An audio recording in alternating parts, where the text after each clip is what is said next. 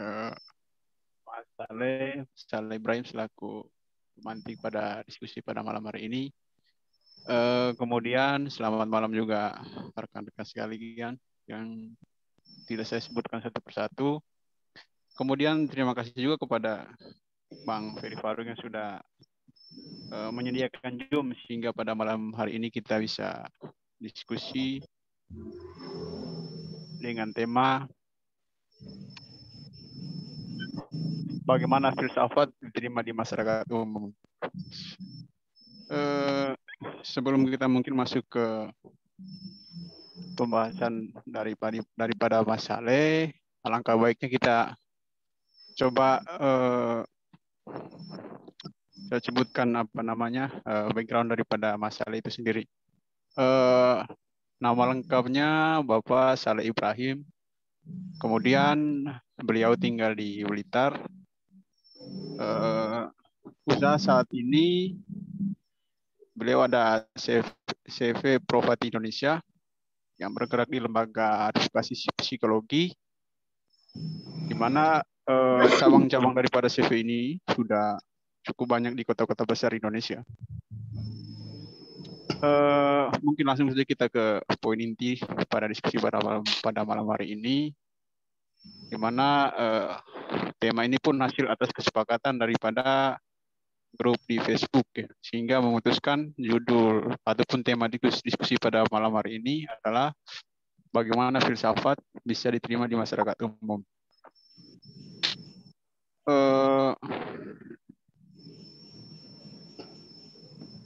Tema ini memang agak kesannya agak sedikit ringan ya, tetapi bagi sebagian orang mungkin agak, kalau mendengar kata filsafat itu sendiri terkesan cukup berat, kemudian enggan mau belajar untuk bahkan tidak menyentuh sama sekali yang namanya filsafat itu sendiri. Tapi mudah-mudahan dengan diskusi kita pada hari ini, apa yang menjadi output nanti bisa kita, teman-teman yang selama ini barangkali mungkin alergi dengan filsafat ataupun tidak mau belajar dengan filsafat, bisa mendengar pemantik daripada materi malam ini, bisa mungkin dengan ada niat untuk belajar filsafat itu sendiri. Mungkin untuk mempersingkat waktu, saya serahkan kepada Pak Mas Saleh Ibrahim untuk menyampaikan berkaitan dengan judul materi pada malam hari ini. Pada Mas Saleh Ibrahim, saya persilakan. Assalamualaikum warahmatullahi wabarakatuh. Waalaikumsalam warahmatullahi wabarakatuh. Shalom, salam sejahtera, Om Swastiastu, Namo Buddhaya, salam kebajikan. Yang terhormat para sesepuh SFD sebagai penggagas acara diskusi ini, yang terhormat panitia diskusi, moderator, dan tentunya pengusul materi diskusi kita malam ini, Bapak Abdul Sahli. Dan tentunya tak lupa selamat malam untuk seluruh peserta diskusi. Agar diskusi ini nantinya dapat berlangsung dengan teratur, terarah, berkesinambungan, dan berdampak positif, khususnya pada dunia filsafat, maka saya mencoba menyusun pembahasan bagaimana filsafat bisa diterima masyarakat umum sebagai berikut. Yang pertama, kita akan mengkaji dari sudut semasiologi, di mana kita nanti akan melakukan dialektika dalam upaya secara logis dari sudut bahasa, serta penjelasan tentang arti kata dan konsep secara luas, menyeluruh, mendalam, mendasar, dan berkembang. Meminjam istilah filsafatnya Mas Yesus Anam, tadi itu kan Mas Yesus Anam selalu mengatakan luas, menyeluruh, mendasar, berkembang. Yang kedua, tentunya kita tidak hanya sekedar berbincang, berdialog. Yang saya harapkan setelah diskusi ini ada tindak lanjut atau corrective action. Selama ini kita tahu hoax, ujaran kebencian, pencemaran nama baik adalah sebagian kecil dari kerusakan akibat kedangkalan pola pikir. Harapan saya SFJ menyiapkan corrective action yang nyata untuk merestorasi logika atau mantik masyarakat dengan sebuah gerakan. Sementara mungkin itu yang bisa saya sampaikan. Oleh sebab itu, mari kita buka diskusi ini. Silahkan PowerPoint-nya, Mas.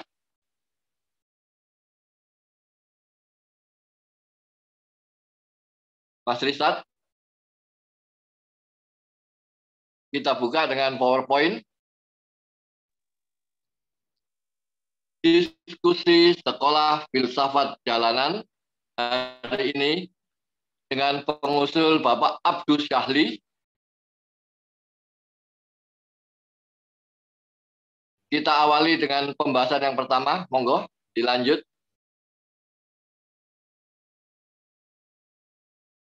Ya.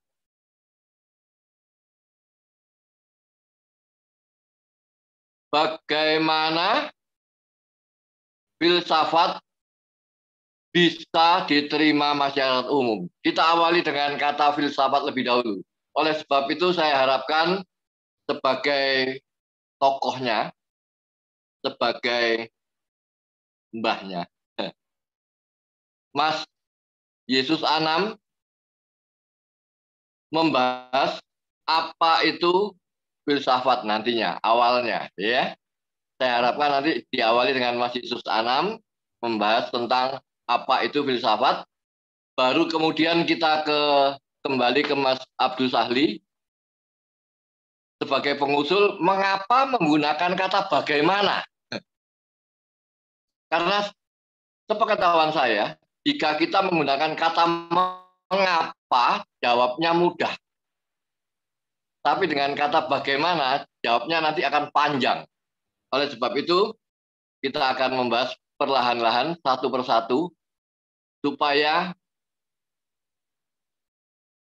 filsafat nantinya bisa diterima. Bisa diterima dengan kata bisa diterima, Mas Abdul Syahli sudah menyatakan bahwa saat ini belum bisa diterima. Betul gitu, Mas Abdul? Nanti kita bahas. Ya.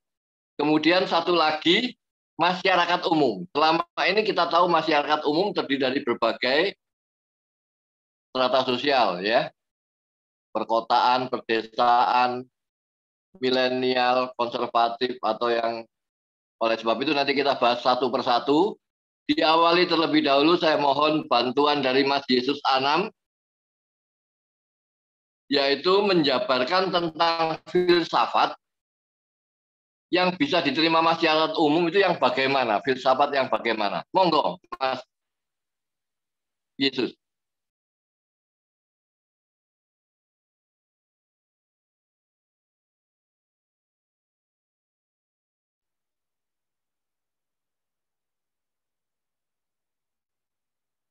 Mas Yesus, beliau sudah hadir kan? Halo, gimana? Diselesaikan dulu atau saya menjawab? Saya dari yang pertama dulu. Jadi dari pokok bahasan yang pertama yaitu kajian dari semasiologinya. Kita bahas dulu semasiologinya, ya. Dari kata bagaimana, kata filsafat, terdiri dari 4 kata. Kata bagaimana, kata filsafat, kata bisa diterima, dan kata masyarakat umum. Karena masyarakat umum kita harus membatasi masyarakat yang bagaimana, masyarakat yang berpendidikan, masyarakat yang urban, masyarakat yang petani, masyarakat perkotaan, dan lain sebagainya, atau dan lain itu yang saya harapkan nanti pembahasan ini sesuai dengan pemahaman saya adalah mencoba menggali filsafat yang bisa diterima masyarakat. Karena selama ini kita tahu masyarakat sedikit ada penolakan. Karena menurut pandangan sementara ini masyarakat menilai filsafat itu terlalu tinggi, terlalu sulit, abstrak, tidak menyentuh kehidupan nyata, bahkan cenderung liar. Bukan begitu, Mas Yesus Anam? Oke, Pak Saleh. Oke, saya awali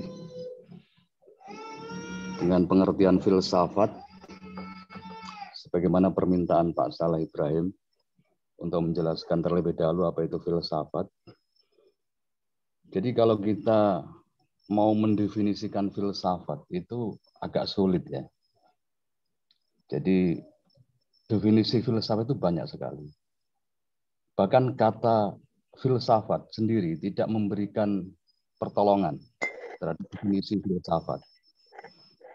Filsafat dari kata philo atau philein dan sophia, yang artinya cinta akan kebijaksanaan, lover of wisdom, ya, pecinta kebijaksanaan.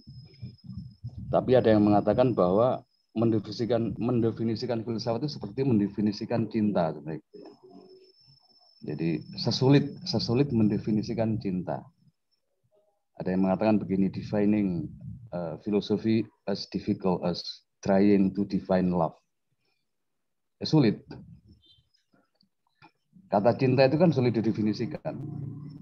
Ada yang mengatakan kasih sayang, ada yang mengatakan rasa suka yang begitu kuat, ada yang mengatakan omong kosong, rasa dan sebagainya. Nah, filsafat juga begitu. Tapi kalau kita mengacu pada apa yang dikatakan oleh Plato, misalnya bahwa filsafat itu anugerah dari Tuhan. Nah, ini menggambarkan bahwa filsafatnya adalah sebuah pemikiran yang menjadi anugerah Tuhan dan manusia harus berpikir. Nah, kalau kita melihat apa yang ditulis oleh Plato, ya berarti berpikir kritis, ya, berpikir kritis, berpikir mendalam, mengenali realitas, termasuk mengenali diri sendiri. Makanya di kuil Delphi itu ada tulisan Gnoti Sauton, kenali dirimu. Nah, ini mungkin awal dari pemahaman filsafat. Tapi kemudian filsafat berkembang definisinya. Ada banyak definisi. Ada yang mengatakan bahwa filsafat itu sebagai kritik, ya. Filsafat sebagai klarifikasi terhadap pemikiran, seluruh pemikiran. Filsafat sebagai analisis bahasa, ini kelompok filosof analitik. Filsafat sebagai program perubahan, itu Karl Marx, ya. Karl Marx mengatakan bahwa filosof hanya menafsirkan dunia, yang terpenting adalah bagaimana mengubahnya, berarti filsafat sebagai program perubahan. Kemudian filsafat sebagai serangkaian pertanyaan dan jawaban, jadi banyak sekali. Nah, kita mungkin akan membatasi dalam konteks kita, tetapi tidak menghilangkan hubungannya dengan definisi masa lalu. Nah, filsafat dalam konteks kita, dan mungkin ini juga program atau proyek dari Sekolah Filsafat Jalanan, karena gini, filsafat selama ini kan eksklusif, ya, tapi disimpan di ruang-ruang yang sangat eksklusif. Bahkan kaum intelektual sendiri, kaum kampus, ya, kaum akademik, itu masih asing juga dengan filsafat. Jadi filsafat masih disimpan di fakultas-fakultas filsafat. Kalau kita lihat universitas di Indonesia, ini hanya beberapa saja yang membuka fakultas filsafat. Di antaranya misalnya fakultas Universitas Negeri, ya, UI, UGM. Berikutnya adalah sekolah-sekolah berbasis agama kayak IAIN juga membuka fakultas filsafat, tapi cenderung ke filsafat agama. Yang swasta yang paling terkenal, ya, Triarkara misalnya. Nah, artinya masih sangat eksklusif. Makanya SFJ mencoba untuk membumikan filsafat, sehingga filsafat bisa dinikmati oleh semua kalangan, karena kita menggunakan kata jalanan, berarti ke masyarakat grassroots, ya, masyarakat bawah. Nah, definisi filsafat mungkin yang realistis atau selaras dengan konteks kehidupan hari ini, ya seperti yang Pak Saleh tadi ungkapkan, banyak sekali logika-logika yang terbalik, logika-logika yang salah. Berarti filsafat bisa menjadi sebuah metode berpikir kritis. Yang kedua, filsafat bisa sebagai metode untuk mengklarifikasi seluruh pemikiran. Dan yang ketiga, ini yang realistis, filsafat sebagai metode untuk melakukan perubahan. Nah, ini yang mungkin realistis definisi kita, tetapi tidak menghilangkan atau tidak menghapus definisi-definisi yang lama. Nah, tetapi ketika kita masuk pada definisi itu, nah kita diperhadapkan, apalagi dengan tema sekarang ya, bagaimana filsafat diterima masyarakat umum, kita mengalami banyak problem. Problem terbesarnya adalah bagaimana ketika filsafat bisa diterima oleh masyarakat umum, itu kita melakukan apa gitu kan? Ini problem. Kita melakukan apa? Apakah melakukan simplifikasi terhadap bahasa filsafat atau mengembangkan kualitas literasi masyarakat sehingga paham filsafat? Ini kan itu nanti dibahas kolom kedua. Ya. Saya pikir gitu aja dulu, diteruskan dulu Pak Saleh. Jadi nanti kita bisa bahas. Karena itu nanti ditindaklanjut corrective action.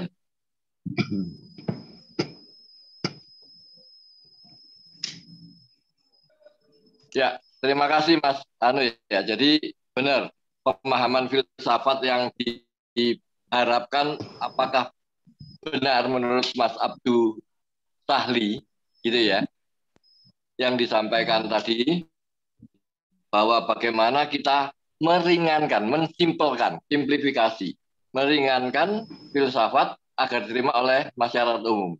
Menurut Mas Abdul Sahli, topik ini memang tujuannya seperti itu, Mas Abdul Sahli.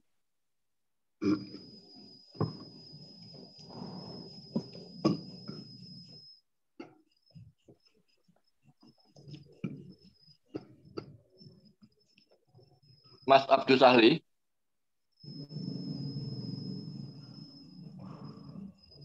Halo, tes. Sebagai pengusul, apakah Anda memang bertujuan mensimpelkan, mensimplifikasi filsafat supaya lebih ringan, supaya lebih mudah, supaya tidak terlalu tinggi, supaya lebih nyata, diterima masyarakat? Apa tujuan Anda seperti itu, Mas Abdul Sahli? Coba kita bahas. Oh ya, terima kasih Pak Saleh. Ya seperti itu tadi, agar daya pikir dan kritis masyarakat itu bisa berkembang gitu, seperti yang disampaikan Profesor Jesus tadi.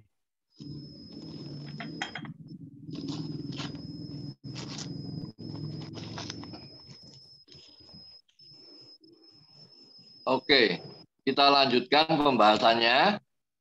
Jika tujuannya seperti itu, mari kita kupas satu persatu, kata per kata. Awalnya adalah kata bagaimana. Berarti nantinya ada penggalian, seperti yang disampaikan oleh Mas Yesus tadi, bahwa diskusi ini nantinya diharapkan bisa memberikan jalan keluar, bisa memberikan nilai tambah, begitu ya Mas Abdul ya, Mas Abdul. Dengan kata bagaimana, kita nanti akan memberikan jawaban apa yang harus dilakukan agar filsafat bisa diterima. Karena kita selama ini tahu bahwa masyarakat belum bisa menerima. Nah, masyarakat umum, apakah kita tidak membatasi atau keseluruhan, termasuk dari tingkat bawah sampai tinggi, perkotaan, perdesaan, kaum urban, kaum milenial, kaum dan lain sebagainya. Nanti kita minta masing-masing peserta, masing-masing yang hadir, boleh menambahkan, monggo. Ada masukan mungkin kita batasi atau kita perluas. Kata masyarakat umum ini tidak terbatas saintis atau ilmuwan atau akademisi atau apa atau seluruh masyarakat. Menurut Mas Abdu, atau yang lainnya monggo silakan.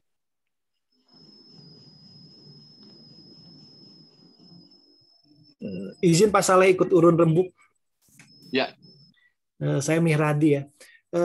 Saya pernah baca bukunya Romo Fran Mahnisuseno ya. Kan dia membahas bahwa filsafat yang disukai orang Indonesia sebenarnya lebih ke falsafah. Dan itu sudah lama bermukim. Jadi filsafat dalam konteks berpikir kritisnya yang sering dijadikan instrumen untuk menggali pemikiran itu yang agak kurang diminati menurut Romo Mahnisuseno.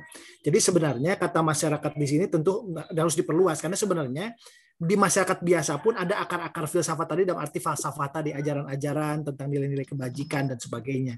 Tapi tentu belum masuk ke mungkin yang dimaksud oleh penggagas topik ini mengenai filsafat dalam konteks kajian ilmiah yang sistematik sebagai metodologi berpikir, sebagai daya kritis dan sebagainya. Tapi sebagai falsafah mungkin sudah lama bermukim di ruang bawah sadar, bahkan di ajaran nenek moyang kita dengan pepatah-pepatah dengan nilai-nilai yang lainnya. Tinggal kita konteksnya itu mungkin. Ini sumbang pikiran saya. Terima kasih.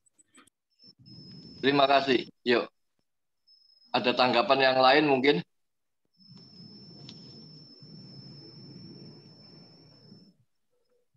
Jika bisa dipahami mungkin ada sedikit saya ya. Filsafat mungkin adalah sekumpulan ini untuk meringankan filsafat. Jadi selama ini kan filsafat mencari-cari. Seringkali filsafat itu mengadakan sesuatu yang selama ini tidak terpikirkan.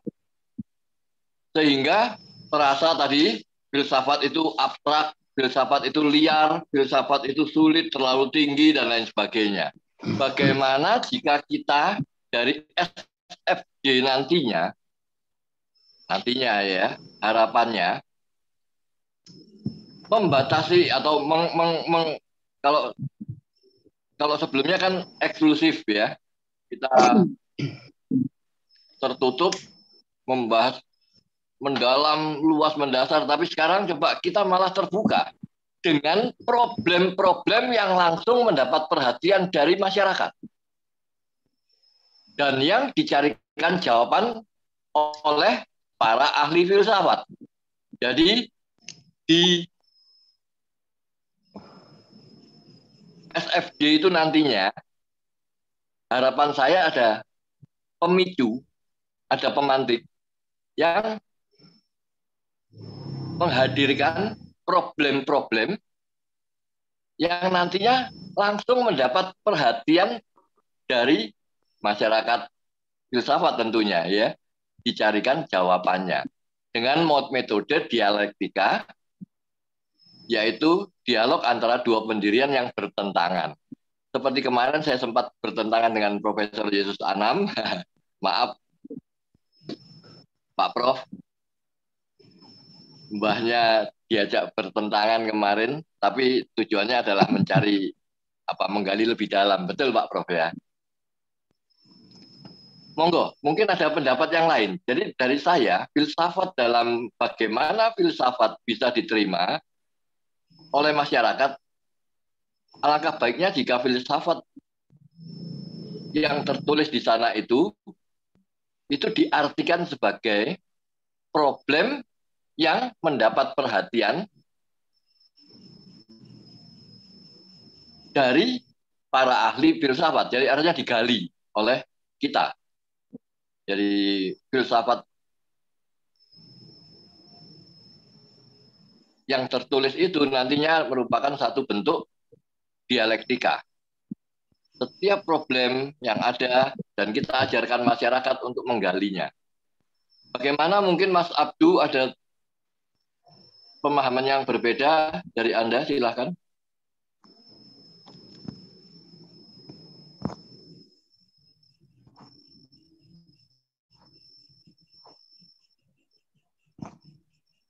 Pak Risat.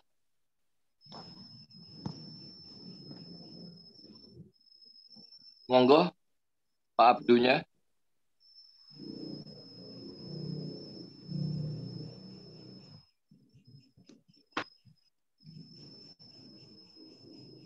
Halo, Sahli.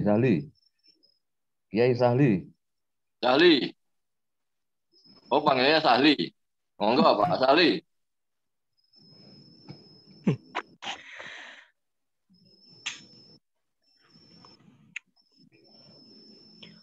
Mungkin kalau menurut saya gini, Pak Saleh, lebih menyederhanakan mungkin Ya, dalam menyimpulkan tadi ya. bahasa dan pemahaman. Kalau bahasa seperti yang ditulis itu kan apa namanya ya? Itu masih seperti buku gitu loh. Bahasanya tinggi-tinggi gitu. Kalau masyarakat umum kan kalau dengan bahasa yang sederhana yang mudah dipahami masyarakat umum mungkin lebih berminat juga untuk itu gitu loh maksud. Terima kasih. Ya, bagus. Demikian mungkin Pak Yai Sahli menginginkan nantinya filsafat itu diperingan dengan bahasa, gitu ya. Kalau Pak Yai Sahli kan berharap bahasanya yang diperingan. Ya, oke. Jika saya kan pengen problemnya yang diperingan. Kalau selama ini kan problemnya liar.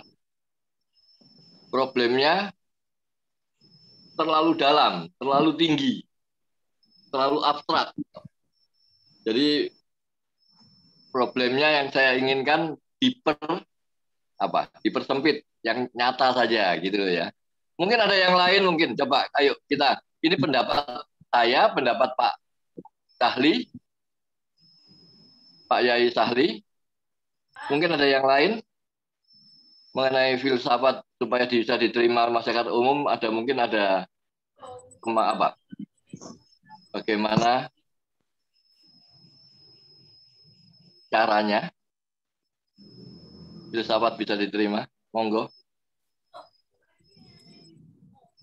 Barangkali mungkin Pak Syuhendra Saputra.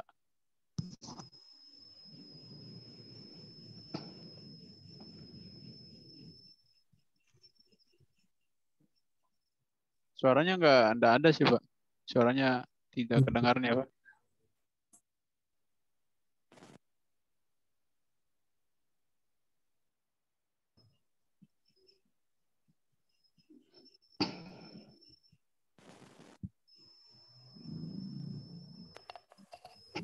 Halo. Kedengaran Halo, Pak, lanjutkan Pak. Oke. Selamat malam. Suaranya kedengaran Pak. Selamat malam. Bisa kedengar ya? Malam. Nah, selamat Bisa, malam Pak, lanjutkan, sebelumnya. Selamat malam. Saya perkenalkan, saya Indra dari Bogor. Selamat malam, salam sejahtera semua buat bapak-bapak senior. Saya ingin sedikit menanggapi tentang tema malam ini yang diusulkan oleh rekan saya Abdul Sahli tentang bagaimana filsafat itu bisa diterima di masyarakat umum. Dan ini memang saya rasa kendala yang luar biasa besar. Beberapa saat yang lalu mungkin dalam sebuah perbincangan televisi mungkin ada yang namanya Rocky Gerung. Rocky Gerung sendiri menyatakan bagaimana bahwa kondisi di Indonesia memang belum familiar dengan namanya filsafat. Dia mungkin mencontohkan dengan negara-negara yang sudah lebih maju, Prancis umpamanya di tingkat-tingkat SMP, bagaimana filsafat itu sudah mulai digeluti oleh anak-anak di usia-usia seperti itu. Ada beberapa kendala memang kalau saya amati, selain tadi apa yang diungkapkan Mas Abdul Sahli tentang kosakata bahasa kita sendiri yang masih lemah. Jadi masyarakat Indonesia ini untuk menyerap kosakata yang ada di dalam dunia filsafat itu masih sangat lemah, dan ini menyebabkan memang sulit dipahami.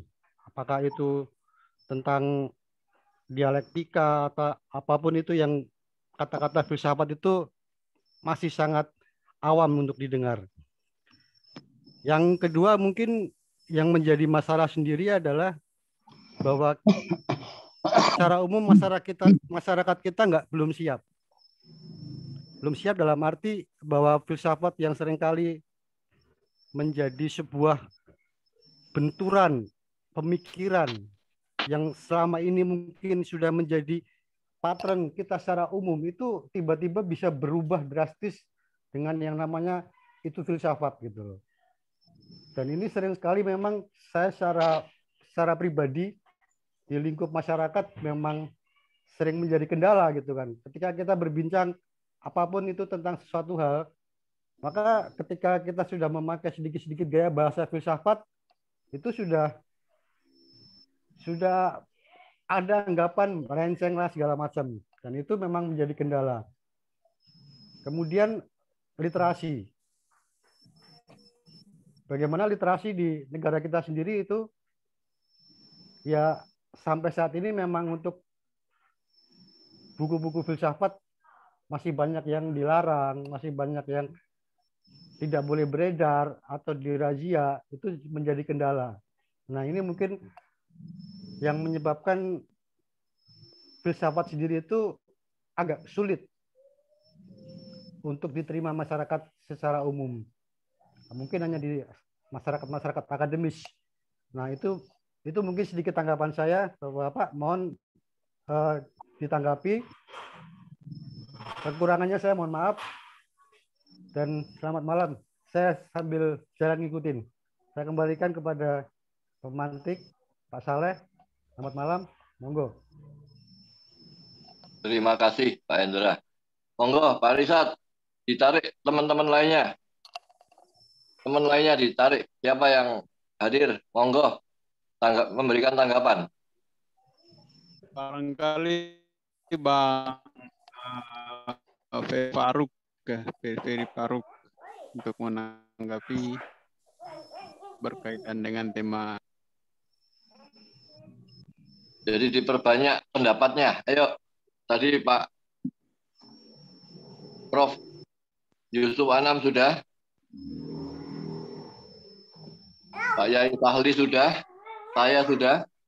Pak filsafat lebih ke bahasa, saya lebih ke problem. Pak Yesus lebih kepada metode berpikirnya, kritis. Mungkin ada yang lainnya, monggo silakan.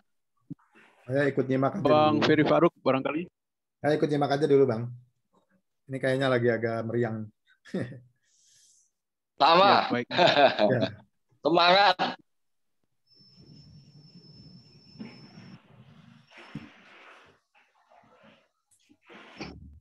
Izin sumbang pikiran, Pak Saleh. Boleh. Silakan Pak. Iya. Sebenarnya sih mungkin benar juga ya di kosakata atau di cara penyampaian ya. Karena sebenarnya kalau melihat topik sih yang berada di publik ini semua adalah ruang lingkup filsafat. Misalnya dalam konteks kalau dibagi 3 yang terkenal itu ya, ontologi, epistemologi, dan aksiologi, isu-isu yang berkembang kan berada di sekitaran itu. Kita kan bicara soal kebebasan misalnya, itu kan sebenarnya isu di mana problem etika masuk di situ misalnya. Apa makna kebebasan? Kemudian mungkin cerita soal apa namanya sekarang bagaimana industri hoax dikapitalisasi dan seterusnya. Mungkin untuk bisa di masyarakat umum masuknya dari topik-topik yang memang lagi hot, lagi rame gitu. Jadi dari problema tadi betul. Nah, lalu ditelusuri. Nah, jadi dengan bahasa yang lebih sederhana. Sebenarnya peta itu sih yang mesti dijalankan. Mungkin selama ini para pakar filsafat cenderung mungkin tadi lebih di akademis dan lebih belum menkontekskan gitu. Mendalam problem-problem harian yang ditemui. Mungkin itu ya sebenarnya yang bisa. Jadi kita membuat inventarisasi problem-problem untuk langsung dilempar ke publik dan kita bahas di SFJ ya, tugasnya SFJ untuk membahas problem-problem itu ya kan, memfilsafatkan problem tadi ya kan. Ya, betul. Ya, ayah, yang lainnya silakan.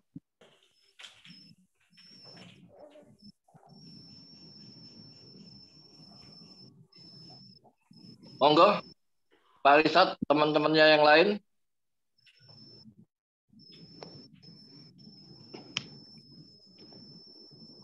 Barangkali mungkin Bung Okto. ya, Assalamualaikum warahmatullahi wabarakatuh. Selamat malam. Hai, Bung Okto. Waalaikumsalam. Para dulur-dulur, ini filsafat. Untuk tadi soal apa namanya, mulai diinventarisasi problem-problem bagaimana filsafat itu diterima masyarakat umum ya. Namun memang sangat banyak sekali tadi masukan dan semacam alternatif ya. Ternyata memang problem filsafat ini tidak hanya tidak hanya dirasakan di tengah masyarakat, tetapi juga kaum akademisi juga ada pro dan kontra. Bagaimana kemudian filsafat itu eksklusifkan hanya sebatas diakses atau mudah diakses oleh para kaum akademisi ya, daripada masyarakat grassroots ya. Nah, di sekolah filsafat jalanan ini sebenarnya lebih ke bagaimana membuat filsafat ini agar diterima oleh masyarakat menengah ke bawah. Misalnya anak-anak jalanan yang memang tidak memiliki akses terhadap pendidikan, terutama filsafat. Selama ini kan filsafat hanya dipelajari oleh kaum akademisi atau kelas menengah atau orang yang kaya, orang yang mampu aja. Tetapi orang yang tidak mampu tidak mendapat pelajaran filsafat secara tersistematis ya. Tetapi tadi yang disinggung oleh Pak Mihardi bahwa memang secara falsafah kita masyarakat umum sudah menerapkan apa itu filsafat ya. Nah, tawaran dari saya lebih ke itu untuk membatasi bahwa masyarakat umum ini lebih ke menengah ke bawah supaya filsafat itu kemudian bisa berkembang. Ya. Dari saya itu. Ya, terima kasih Pak Okto. Masyarakat umum yang dimaksud mungkin lebih yang selama ini tidak tersentuh oleh ilmu filsafat, gitu ya. Selama ini yang menyentuh ilmu filsafat itu biasanya tanda kutip akademisi, saintis, ilmuwan, golongan yang sana kan gitu maksudnya masuk itu ya. Jadi kita berusaha nantinya SFJ dengan bagaimana filsafat bisa diterima masyarakat umum lebih mengarahkan filsafat yang keseharian yang menyentuh masyarakat dalam tanda kutip kelas yang lebih bawah gitu ya. Karena yang seringkali berpikir dangkal, berpikir pendek, berpikir tidak luas itu golongan yang demikian gitu maksudnya ya. Mudah sekali dipicu, mudah sekali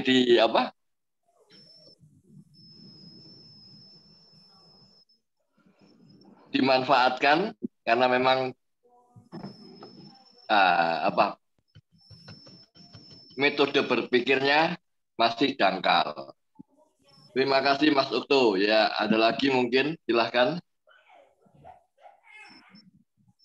Kita bahas dulu mengenai kata-kata bagaimana filsafat, yaitu filsafat tadi sudah dikupas bagaimana, masyarakat umumnya sudah. Mungkin kita bisa lanjut ke halaman kedua, Mas Risat.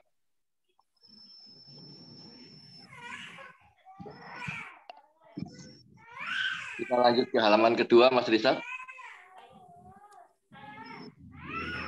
Menurut saya, mungkin Mas Abdul, Pak Yai Sahli nanti bisa mengkoreksi, karena sebagai pengusul tentunya memiliki pemikiran yang lebih dalam, atau para sesepuh SFJ lainnya, Pak Ukto, Prof.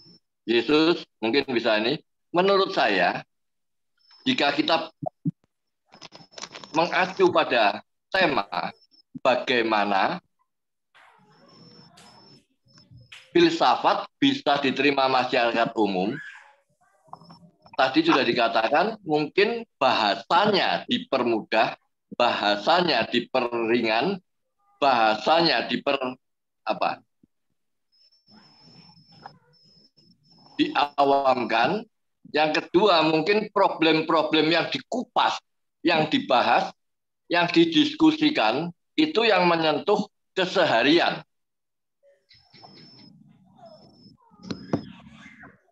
Supaya masyarakat umum, dalam tanda kutip tadi, bisa ikut serta. Oleh sebab itu, saya harapkan nantinya ada tindak lanjut atau corrective action dalam rangka, karena selama ini kita tahu hoax, ujaran kebencian dan lain sebagainya adalah sebagian kecil dari kerusakan akibat kedangkalan pola pikir. Harapan saya SFJ seperti tadi Mas Yesus, Profesor Yesus menyatakan, kita harus mengajarkan filsafat pada masyarakat umum, yaitu metode berpikir kritis, metode klarifikasi, artinya dialog antara dua pemikiran yang bertentangan, jadi jangan satu pemikiran saja yang dianu, dan siap berubah. Selama ini kan kadang kita ini sulit berubah. Dalam bahasa Jawanya ngengkelan, gitu ya Mas. Ya Prof ya. Jadi menurut Anda kan gitu. Nah, tindak lanjutnya, menurut saya, kita perlu mengadakan pelatihan literasi. Kemudian tentunya anggota SFJ aktif di sosmed untuk menghadirkan data dan fakta. Jadi tidak hanya sekedar katanya. Kemudian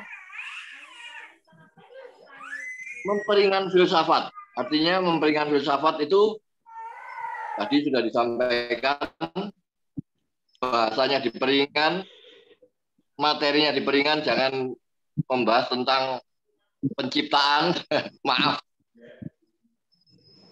membahas tentang asal-usul bumi atau tentang surga neraka, diperingan saja. Membahas tentang fenomena masyarakat yang ada, problematika kita, pembahasan isu-isu aktual, dan moderasi keyakinan. Moderasi itu kalau dalam bahasa Kamus Besar Bahasa Indonesia itu adalah pengurangan kekerasan atau penghindaran keekstriman. Moderasi artinya pengurangan kekerasan atau penghindaran keekstriman. Saya harapkan ke depannya nantinya para anggota SFJ dalam filsafat itu menghindarkan keekstriman. Jadi enggak terlalu keras. Ya, beberapa teman memang saya tahu punya pemahaman, punya pemikiran yang kuat sehingga menghindarkan keekstriman dan mungkin pengurangan kekerasan dalam bentuk kata-kata atau dalam bentuk pemikiran, ya, itu harapan saya. Karena menurut pemahaman yang baru, moderasi adalah kesedangan. Jadi semuanya coba sedang-sedang saja, nggak perlu terlalu ditekan. Bagaimana tanggapan teman-teman lainnya, khususnya Pak Kiai Stahli? Kalau kata tema bagaimana filsafat bisa diterima masyarakat umum dilanjutkan, ditindaklanjuti dengan itu pendidikan literasi, aktif di sesuai dengan data dan fakta, memperingan filsafat, kemudian menghadirkan isu-isu aktual dan moderasi keyakinan. Jadi walaupun keyakinan kita jangan terlalu ekstrim lah mempertahankan. Bagaimana menurut teman-teman? Silahkan.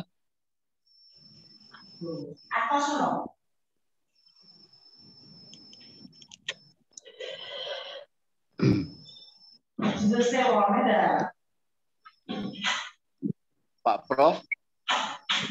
Ya, saya masuk. Oke, jadi gini, salah satu problem berat dari SFJ itu memang bagaimana mengkomunikasikan pemikiran pendapat.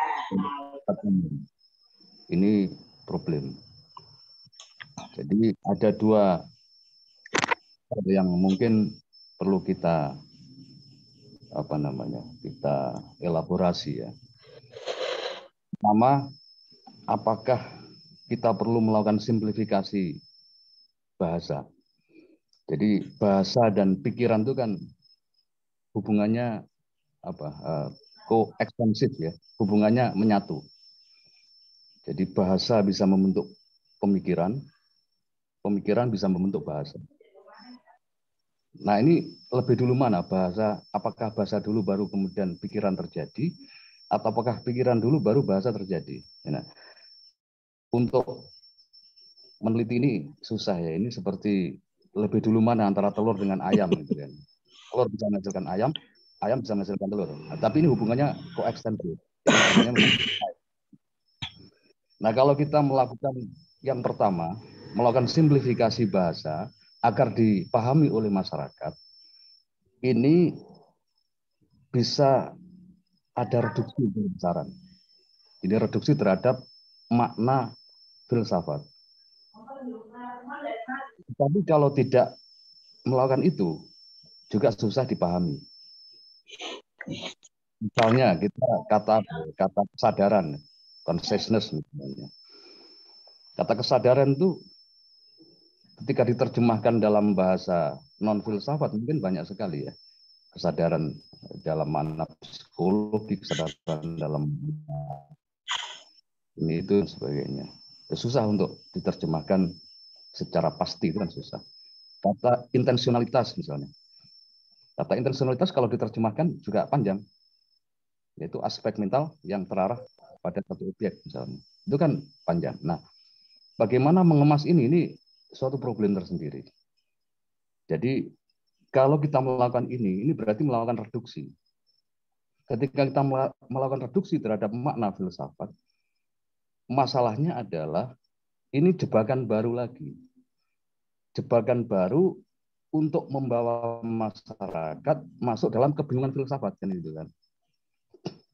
Jadi ketika makna yang sesungguhnya disimplifikasi, ini bisa orang tambah bingung. Nah ini persoalan juga. Yang kedua, opsi kedua, meningkatkan kualitas literasi masyarakat. Jadi literasi kita itu kan buruk ya. Misalnya saya lihat di grup literasi lah di Facebook ada banyak grup literasi. Ini tema literasinya tema-tema yang mengkecilkan pemikiran. Jadi misalnya menulis tentang perselingkuhan, tentang mertua yang galak, terus rebutan warisan kayak itu kan ini literasi yang buruk gitu loh. Dalam perspektif filsafat ini literasi yang buruk. Nah, bagaimana kita meningkatkan kualitas literasi? Karena ada literasi kritis. Jadi literasi kritis ini tidak hanya bagaimana masyarakat cakap dalam membaca dan menulis, tapi juga bagaimana masyarakat bisa memiliki sudut pandang yang luas terhadap realitas, terhadap dunia. Jadi bisa membaca kata dan dunia. Ini literasi kritis. Nah ini bisa, misalnya kita bisa mengambil referensi dari Paulo Freire ya, seorang pedagog Brazil. Ini bagus. Jadi bagaimana literasi ini ditingkatkan kualitasnya. Nah, mungkin dalam perspektif kami, dua ini bisa digarap. Kalau bahasa filsafat bisa disimplifikasi dan tidak mereduksi maknanya, nah itu dilakukan. Tapi juga literasi yang buruk ini bisa diubah. Jadi dengan literasi yang baik atau yang berkualitas atau yang berdampak pada perubahan-perubahan positif signifikan. Nah ini apa namanya pemikiran kami gitu ya SFJ. Itu aja dulu. Nanti diteruskan. Terima kasih. Ya, Prof. Yesus luar biasa. Simplifikasi, tapi nantinya bisa mereduksi, mengurangi makna filsafat. Di sana saya sudah menuliskan pelatihan literasi, atau kalau anunya Prof. Yesus kan peningkatan literasi, monggo. Bagi saya, peningkatan literasi atau pelatihan literasi itu bisa dilakukan oleh SFJ. Tapi yang selama ini kurang dilakukan adalah umpan balik. Jadi kita sering, saya mengikuti SFJ, saya tahu beberapa artikel, beberapa teks, beberapa deskripsi itu cukup bagus, tapi tidak memaksa pembacanya untuk melakukan argumen. Mungkin lain kali bisa para pengurusnya itu ya, itu memancing. Salah satu literasi kan penalaran konsep. Jadi literasi yang bagus adalah meningkatkan penalaran konsep melalui umpan balik, argumen, membuat kesimpulan yang deskriptif ya, menulis gagasan dari teks, memahami konteks atau asesmen. Nah, itu mungkin bisa dilakukan oleh para pengurus atau para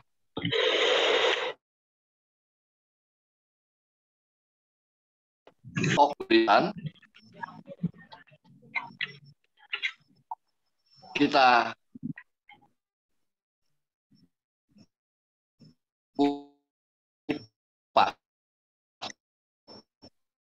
ya, jadi atau pelatihan literasi tadi. Sebaliknya dalam pengupasan mungkin kita juga menurunkan bahasa ya, supaya mereduksi bahasa, mensimpelkan bahasa sehingga bisa diterima.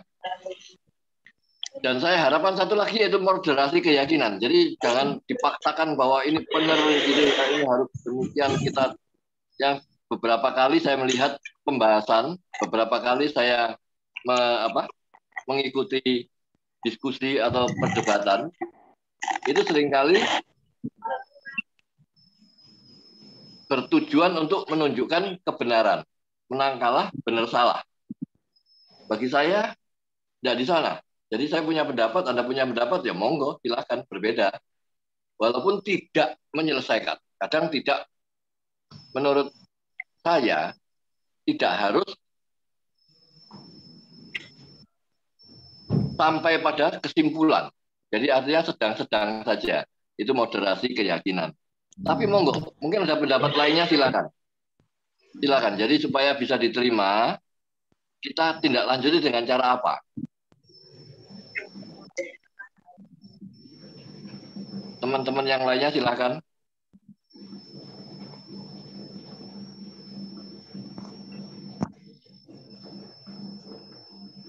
Pak Risat.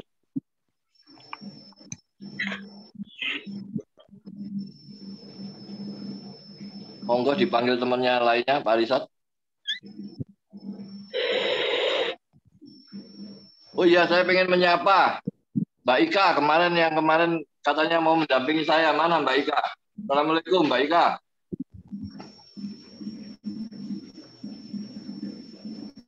Apakah hadir Pak Risat, Mbak Ika?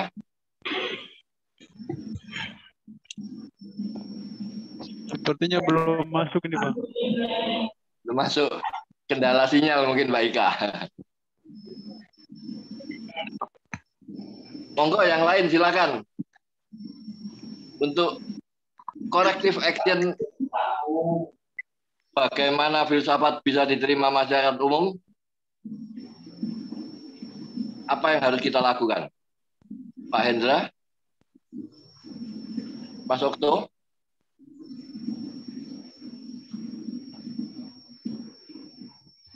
Pak Yai Sahli?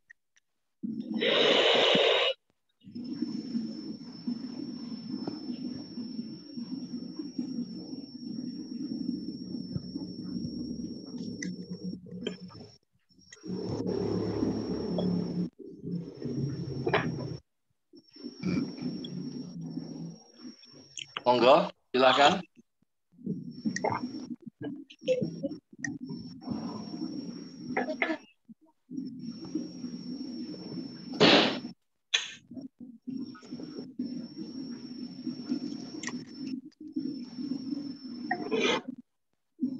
Ya, izin urun rembuk ya, Pak Saleh. Saya Mihradi. Kedengaran suara saya, Pak? Ya, dengar. Ya. Nah, silakan Pak, silakan Pak. Ya. Mungkin juga perlu difikirkan sekarang ini kan ada komunitas-komunitas minat ya. Bisa juga masuk dari kelompok-kelompok minat, jadi kelompok-kelompok hobi ya. Jadi bisa kelompok hobi lalu masuk dari wilayah situ. Saya pernah baca bukunya Budi Hardiman, Romo Budi Hardiman itu soal misalnya soal dari mulai profesi, soal masakan macam-macam lah. Tapi dalam perspektif yang digali lebih filsafat. Mungkin itu bisa jadi pilihan gitu. Jadi apa yang lagi tren di publik, kelompok-kelompok minat apa masuk dari situ mungkin bahasanya. Juga itu. Jadi dari apa masuk di komunitas minat ya. Komunitas hobi.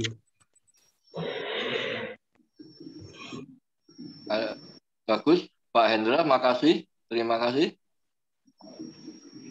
Ada usulan dari Pak Hendra agar kita berfilsafat melalui minat. Pak Mihardi, maaf, Pak Mihardi. Oh, Pak Mihardi. Ya, Pak Mihardi. Ya. Maaf. Luar biasa. Ya, mungkin kita nanti SFJ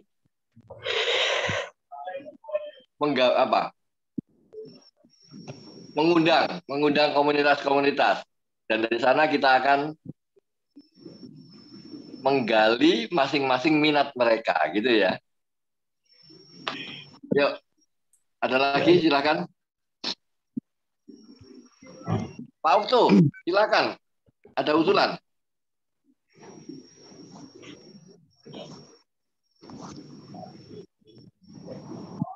Dari dulur saya Kiai Abdul Sahli. Oh. Penggagas ya. Oke. Gimana ini? Sebenarnya para profesor ini sudah mengertilah dengan judul tema di atas itu sebenarnya. Karena saya sependapat dengan apa yang sudah mereka sampaikan, sudah beliau sampaikan, itu saya sependapat. Dan menurut saya itulah menjadi PR kita para pemikir, para profesor, para filosof. Dengan bahasa umum saya ya, untuk apa kita memikir dalam-dalam kalau nggak bisa diterima gitu loh, maksudnya. Bagaimana kita bisa menyederhanakan yang kita gali itu, gitu loh. Dalam bahasa ataupun dalam literasi.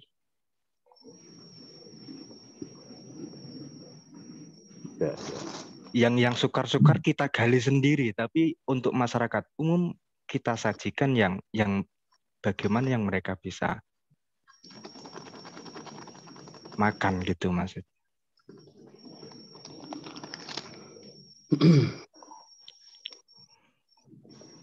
Ya memang sih pemikir tuh sepertinya mikir sendiri gitu loh.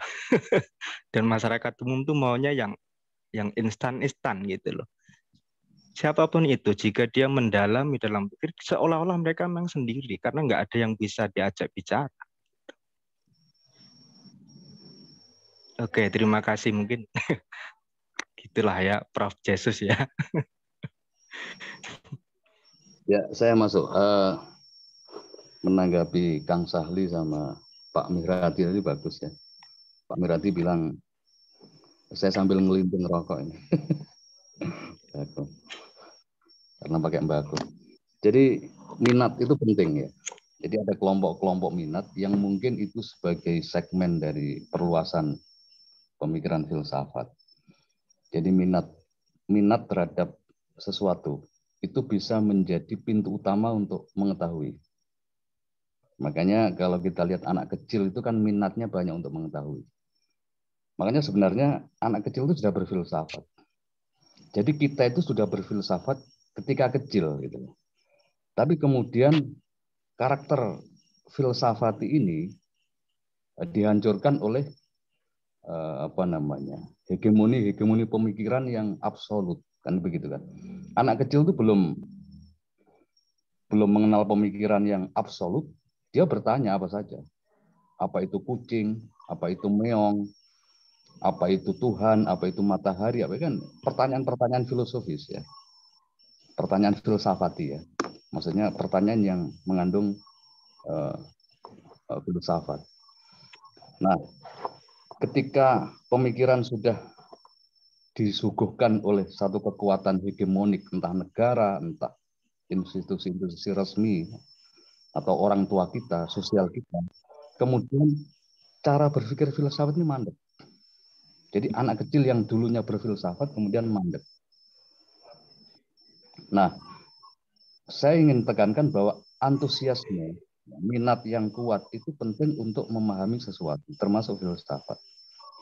Makanya ada seorang ahli semantik Jerman ya, Christian Karl Reisig. Dia menulis buku dalam bahasa Jerman yang berjudul Vorlesung ir Lateinische Sprachwissenschaft. Jadi dia mengatakan begini, antusiasme itu adalah pintu untuk masuk kepada pemahaman. Ya, jadi antusiasme masuk pada pintu memahami bahasa. Ini ahli filologi mengatakan. Kemudian imajinasi itu lebih dulu dari pemahaman. Jadi yang kita buat adalah minat yang kuat dulu, kemudian berimajinasi.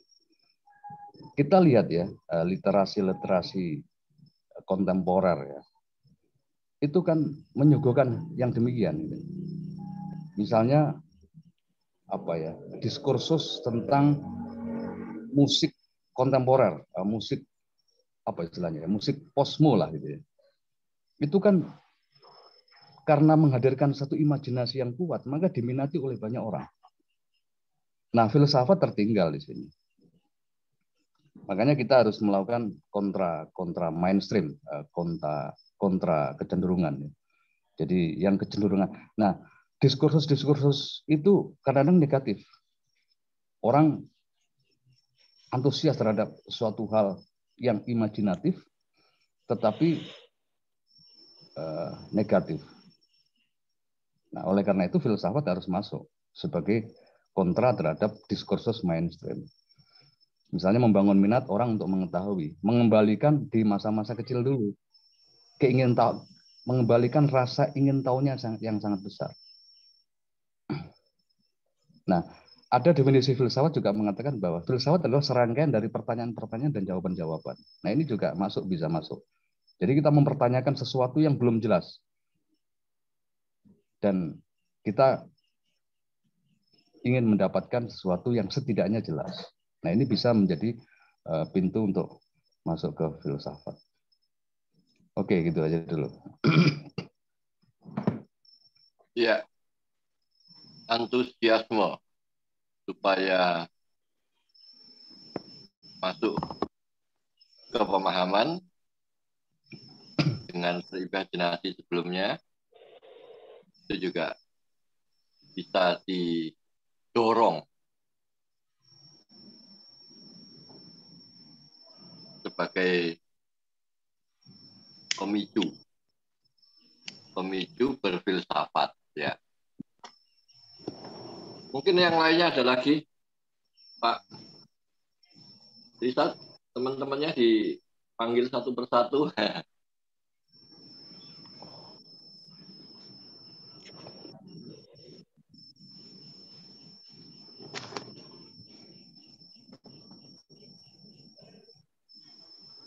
Barangkali mungkin Pak Miradi lagi kali, karena memang kita sudah semua tadi, sebagian sudah.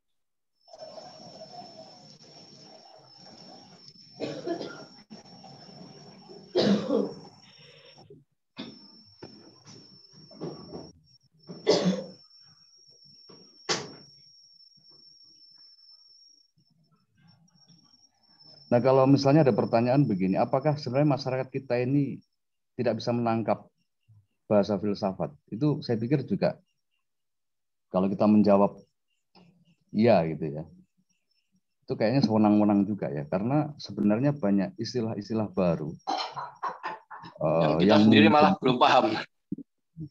Istilah-istilah gitu ya, baru, Prof, ya. Kecenderungan-kecenderungan baru yang penuh dengan kerumitan itu juga bisa diterima oleh masyarakat. Nah, faktornya mungkin karena mereka punya antusiasme yang berbeda, terbangun imajinasinya. Nah, kita kita belum membangun itu, filsafat belum membangun itu. Filsafat terkesan kering, gitu ya, kering dan berat. Padahal tidak. Jadi kalau saya analogikan tadi, anak kecil tadi, sebenarnya kita sudah berfilsafat dari dulu.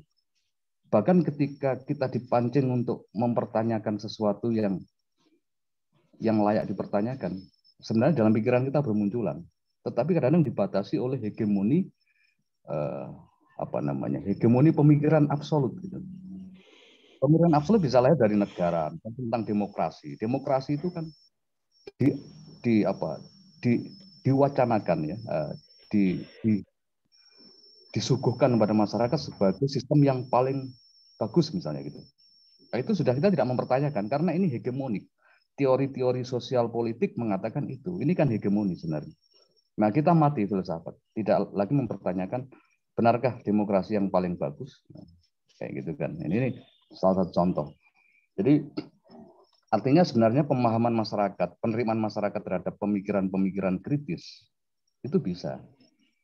Atau pemikiran-pemikiran yang sedikit rumit seperti filsafat itu sebenarnya bisa.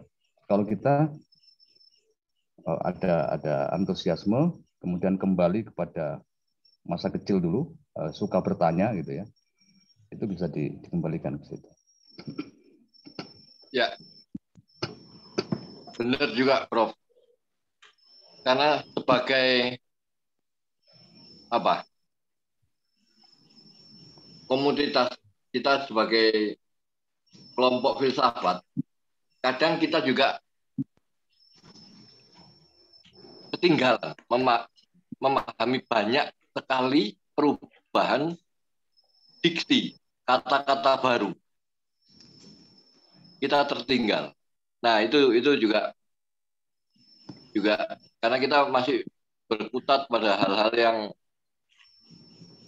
mendasar, yaitu tadi. Luar biasa, Prof. Kita bangkitkan antusiasme, ya.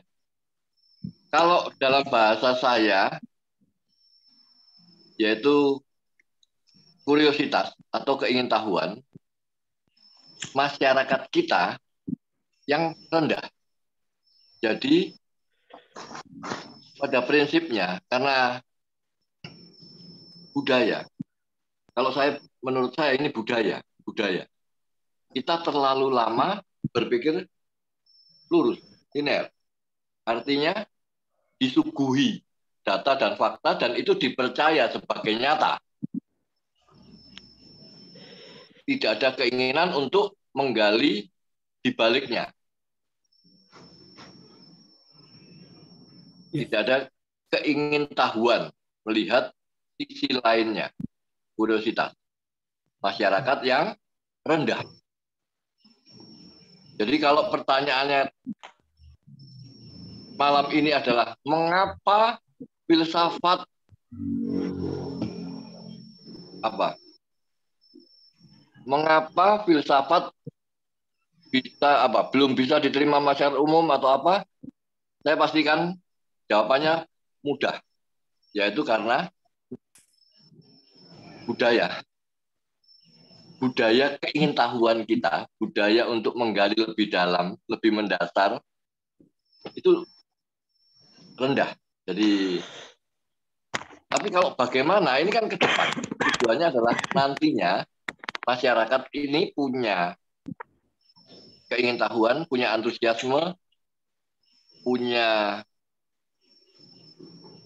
metode berpikir kritis, dan lain sebagainya melalui tadi filsafat. Ya, ayo kita gali. Teman-teman mungkin bisa membuat konstruksi. Ya. Saya urun rembuk lagi ya, Pak Saleh. Saya kok kepikiran tradisi Sokrates ya di kita ini. Kita kayaknya harus buat komunitas bertanya, karena di kita itu bertanya itu susah banget. Bertanya itu adalah berkorban untuk diketawain orang, dianggap rendah pertanyaannya, nggak mutu dan sebagainya. Jadi beban psikologinya besar. Jadi mungkin banyak pertanyaan di dalam kepala. Jadi bagaimana kita membuat komunitas bertanya? Bertanyanya udah hebat. Dari pertanyaan yang bagus sampai yang bodoh pun nggak ada masalah sebenarnya. Jadi di kita ini kan selalu itu terjadi. Mau di mahasiswa, di masyarakat, dan sebagainya. Mempertanyakan itu sesuatu yang luar biasa. Dan kita lebih senang menjawab. Itu persoalannya. Pertanyaannya tidak jelas, tapi senang dijawab. Jadi kita terbiasa memakan jawaban, tapi tidak terlatih untuk bertanya sesimpel apapun. Dan pertanyaan itu dianggap, dan orang bertanya itu takut sekali gitu. Banyak stigma ya, bodoh lah atau kurang pengetahuan, kok yang gitu aja ditanyain gitu. Jangan-jangan yang lain malu nanya gitu. Itu sih pemikiran saya. Terima kasih. Bisa ditambahkan itu, Prof. Iya. Prof. Ya. Prof. Oh ya. Catat, Prof. SFJ bikin satu kolom komunitas bertanya. Ya, bagus itu. Mungkin sedikit saya nambahin, Pak Saleh, mungkin sedikit menanggapi. Iya. Mas Okto, Pak Mehadi, selamat malam. Mungkin sedikit apa yang menjadi kekhawatiran bagaimana filsafat ini saat ini menjadi kering di tengah-tengah masyarakat. Mungkin salah, mungkin saya bisa juga salah ya. Tapi berangkat dari pengalaman bahwa filsafat cenderung seringkali di label kiri gitu loh. Dan sesuatu yang sifat kiri itu sekarang sepertinya memang di negara kita menjadi sedikit seperti tanda kutip mengerikan bagi sebagian orang. Dan ini mungkin karena saya berangkat, bagaimana saya mengenal filsafat itu mungkin dulu karena saya aktif di kegiatan perburuan dan mulai sedikit-sedikit membaca Marx, ataupun juga kemudian dengan pelajaran-pelajaran analisa sosial yang waktu itu bagaimana memang ditujukan untuk pemberdayaan cara berpikir buruh dalam menghadapi era-era dulu mungkin era globalisasi, era-era bagaimana penjajahan model baru seperti itu betul-betul kupas tuntas dalam dunia perburuan gitu kan. Dan mungkin di akhir-akhir ini memang kita menghadapi sedikit kemunduran soal itu gitu loh. Nah, mungkin ini yang ingin saya tanyakan juga gitu pada bapak-bapak, pada mungkin tadi juga Pak Mehadi, hal-hal yang sifat seperti ini tuh. Karena kita memang terlalu banyak berada di zona kanan gitu kan. Sebagian besar masyarakat gitu kan. Walaupun mungkin kalau saya sedikit mulai mengikuti pemikiran dari Gus Ulil mungkin dalam pengajian-pengajian dalam kitab-kitab Ghazalinya yang mulai melarikan sedikit filsafat walaupun dengan sedikit ke kanan gitu kan. Nah, ini menjadi menarik gitu kan. Mungkin itu sedikit nanti bisa ditanggapi Pak, Bapak-bapak dari saya. Terima kasih. Nah, kalau yang ini tanggapannya mestinya Prof. Yesus ini. Apakah benar dengan mengkaji filsafat dengan memperdalam filsafat berindikasi ke kiri ya. Gitu Pak Yesus. Iya, ya. Filsafat ini kan alirannya banyak sekali ya. Arusnya banyak sekali. Jadi ada filsafat yang seperti filsafat idealis Plato gitu ya. Terus Hegel gitu. Itu kan mengkaji metafisika. Artinya persoalan-persoalan spiritualitas, persoalan-persoalan pertanyaan-pertanyaan ontologis tentang Tuhan, tentang keberadaan, tentang apa yang harus dilakukan oleh manusia dan sebagainya. Ini kan sebenarnya tidak kiri gitu ya. Jadi filsafat idealis ini tidak kiri. Artinya banyak bergulat di ranah metafisik. Bergulat di ranah memahami hakikat dari suatu hal. Nah, sebenarnya para filosof kiri gitu ya. Contohnya misalnya Karl Marx ini kan menolak metafisika ya. Termasuk filosof analitik juga menolak metafisika, tapi tidak kiri. Yang kiri ya mungkin bisa diidentifikasi hanya beberapa ya, tidak banyak ya.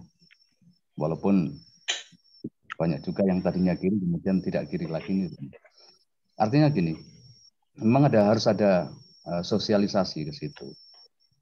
Makanya literasi kita yang perlu kita tingkatkan termasuk tentang sejarah filsafat. Jadi filsafat itu tidak hanya bicara misalnya kalau ngomong filsafat Marxis atau filsafat materialis dialektis misalnya, bicara tentang perubahan, bicara tentang kelas gitu ya. Bicara tentang bagaimana mengkritisi atau mengklarifikasi dogma-dogma religi misalnya. Itu kan hanya sebagian.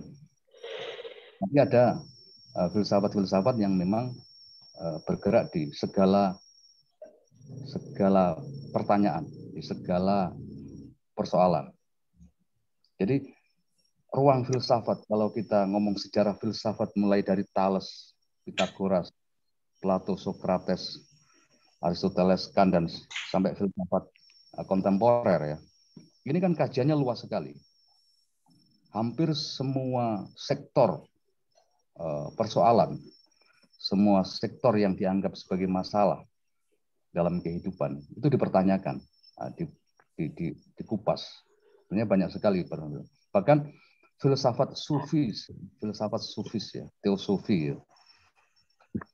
Filsafat yang terkait dengan tasawuf itu juga muncul, artinya semua bidang digarap. Misalnya Suhrawardi, Mullah Sadra itu kan termasuk Rumi itu kan juga dikategorikan seorang filosof. Kemudian Buddha itu ya, filsafat timur yang kuat di situ. Itu juga bicara tentang, itu juga menjadi kajian filsafat. Artinya memang banyak. Jadi asosiasi itu apa ya? Dikaitkan, pengaitan antara filsafat dengan kiri. Jadi asosiasi filsafat dengan kiri ini ya sebenarnya sudah tidak relevan. Cuma memang kalau ngomong kiri ini kan, apalagi ngomong Marxisme, itu kan filsafat materialisme dialektis ini menjadi satu kekuatan tersendiri memang. Cuma kan filsafat tidak hanya itu. Nah, yang perlu kita lakukan adalah ya yang mempublikasikan, jadi membumikan filsafat, sehingga filsafat tidak dicurigai. Termasuk dari kelompok-kelompok ini ya, kelompok-kelompok pemikir religius ya. Para pemikir religius kan banyak ya, yang menerbitkan buku-buku yang anti filsafat. Nah ini kan mencurigai filsafat. Misalnya filsafat ini bisa merusak iman dan sebagainya. Ini mencurigai filsafat. Padahal filsafat tidak seperti itu. Filsafat itu kalau kita definisikan secara realistis dan kontekstual saat ini, itu melakukan klarifikasi. Klarifikasi terhadap semua pemikiran. Pemikiran ini logis atau tidak? Bisa diverifikasi atau tidak? realistis atau tidak, omong kosong atau tidak, imajinatif atau tidak, kan gitu kan. Nah ini untuk mencegah kita dari pemahaman keliru terhadap realitas. Ya kita tidak ngomong ini pemahaman keliru ya, tapi setidaknya kita memahami yang sebenarnya realitas. Makanya filsafat seharusnya tidak melahirkan teori. Saya sepakat dengan filosof Ludwig Wittgenstein ya, bahwa filsafat itu seharusnya tidak melahirkan teori. Tapi filsafat itu memeriksa, mengklarifikasi. Tapi tidak perlu menghasilkan teori. Teori kan dihasilkan dari eksperimentasi, dari penelitian itu wilayah sains. Nah, filsafat cukup mengklarifikasi. Ini bisa diterima. Kalau filsafat kemudian diharuskan untuk melahirkan teori, ini berat sekali. Dan orang melihat filsafat semakin rumit. Nah, kalau kita pahami filsafat adalah metode untuk melakukan klarifikasi terhadap semua pemikiran, semua perspektif, semua persepsi. Nah, saya pikir ini menarik. Begitu, Pak. Ya. Jadi diharapkan nantinya filsafat itu menurut Pak Prof kan bisa lebih aktual gitu ya, seperti yang itu ya. Saya tuliskan di sana. Lebih membahas isu-isu aktual. Jadi tidak hanya terlalu jauh. Ya, selama ini kan dipahami sebagai metode berpikir yang liar, nah itu kita harapkan ke depannya filsafat bisa diterima dengan lebih nyata. Monggo, yang lainnya ada, silakan Pak Okto, Pak Yai Sahli. Apa yang harus kita lakukan, corrective action kita, tindak lanjut kita, agar bagaimana filsafat bisa diterima masyarakat umum, kita harus bertindak. Apa tindakan kita? Tadi saran dari Pak apa tadi itu saya harapkan ditindaklanjutin di SFD, komunitas bertanya. Jadi kita buat satu kolom, mungkin Prof. Yesus bisa membantu merealisasikannya, ya. Bertanya apa saja. Kemudian kita mungkin bisa menggandeng komunitas-komunitas minat supaya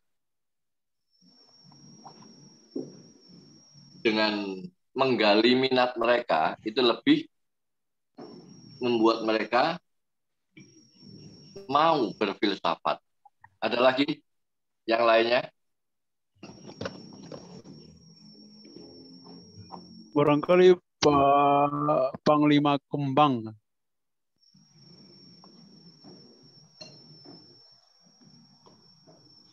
Silakan, Pak.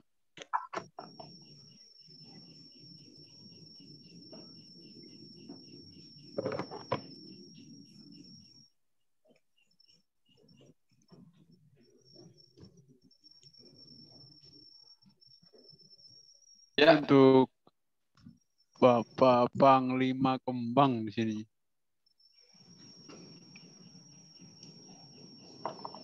Silakan. Suaranya nggak kedengaran ya, Pak?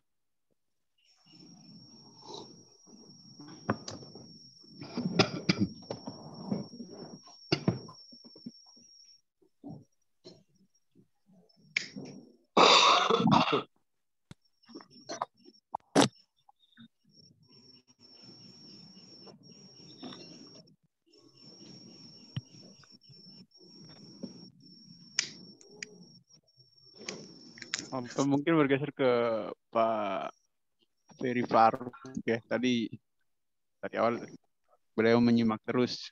Barangkali sekarang mungkin keluar unek-uneknya kali ya. Ini nggak ada yang cewek jadi nggak rame ya.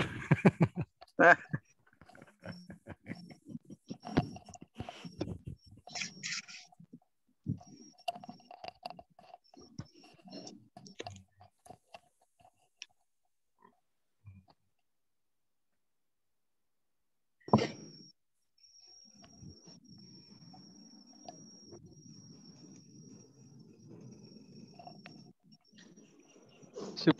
Bang Fidi Faruk udah tidur atau buku mana? Selamat malam Bang Ferry.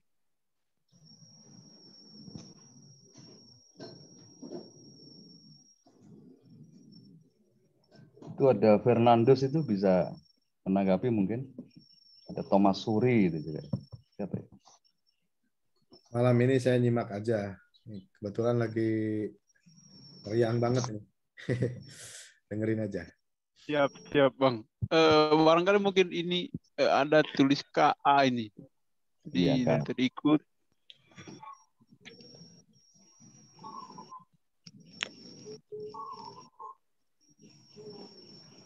Atau mungkin geser ke sebelahnya Ferdinandos nih. Ferdinandos Soliate. Ya, mungkin untuk ini saya menyimak dulu ya.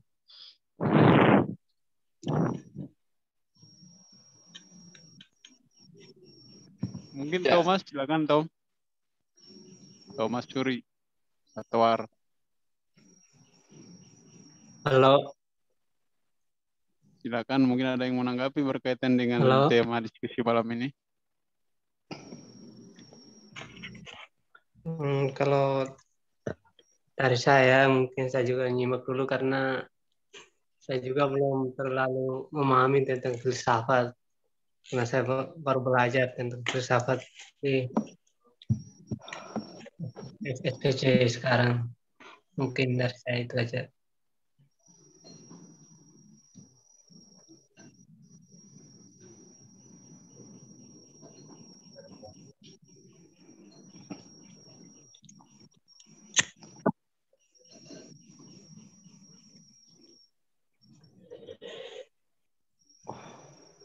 Baik, mungkin sementara saya sampaikan di sini ya, bahwa beberapa hal yang menyebabkan atau yang membuat filsafat kurang bisa diterima, ke depannya kita menggunakan dua metode mengenai bahasa. Reduksi atau mensimplifikasi, membuat mudah, meringankan bahasa filsafat. Yang kedua, kita meningkatkan literasi dengan banyak. Harapan saya ke depannya teman-teman yang di SFD, kalau ada satu artikel atau ini, mari kita bersama-sama membahasnya. Dari pembahasan itulah nanti membuat lebih mendalam, mendasar, ya. Jadi pembahasannya, dialektikanya itulah yang kita kembangkan. Dialektikanya supaya timbul kebiasaan berdialog. Yang kedua, tentunya kita harapkan nantinya banyak teman yang menghadirkan problem yang lebih aktual untuk dibahas. Sehingga dapat menimbulkan antusiasme, ya, antusiasme. Membahas tentunya, ya, antusiasme untuk membahas.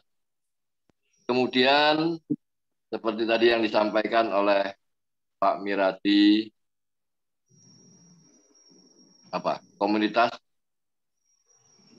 bertanya itu, tolong Prof disiapkan bagaimana metodenya, bagaimana kolom-kolomnya di SFD sehingga lebih hidup dalam dialektika filsafatnya. Juga komunitas minat tadi siapa usulannya, Pak Hendra atau siapa itu? Komunitas minat itu akan saya harapkan tentunya ditindaklanjuti di SFJ. Ada lagi, monggo yang lainnya dicatat ini sementara. Bahasa, problem, komunitas minat, komunitas bertanya, apalagi? Silakan.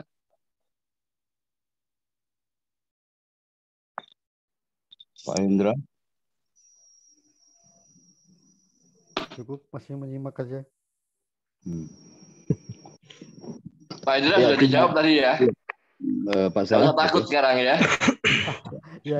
Kalau pembahasannya memang tidak mengenai sosialis, tidak mengenai kekirian, tidak usah khawatir karena memang filsafat membahas sesuai dengan pokok-pokok bahasan. Ya, gitu ya. saya ini kan belum lama ini kan ketemu Mas Yesus Anam itu di Bogor itu kan kebetulan dikasih bukunya Leon Trotsky itu yang juga belum kelar saya baca.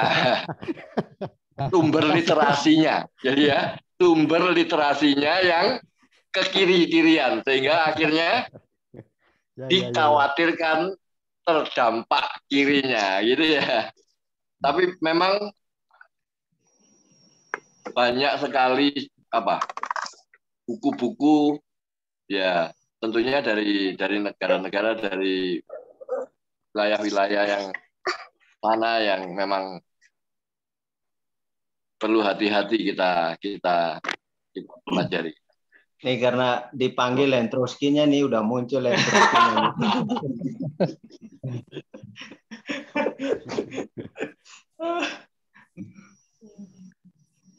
Ya, jadi yang perlu kita garis bawahi bahwa untuk membumikan filsafat memang tidak gampang. Dan ini sebenarnya sepertinya SFJ satu-satunya yang baru melakukan ini.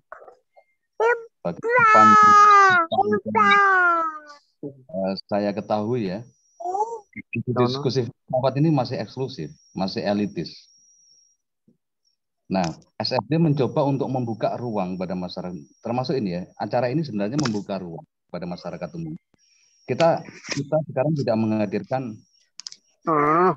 filosof kampus gitu ya, tidak menghadirkan profesor kampus atau menghadirkan ahli filsafat dari kampus, enggak. Tapi biarlah masyarakat yang berbicara tentang filsafat. Ini salah satu terobosan yang kami coba buat agar masyarakat juga familiar dengan filsafat.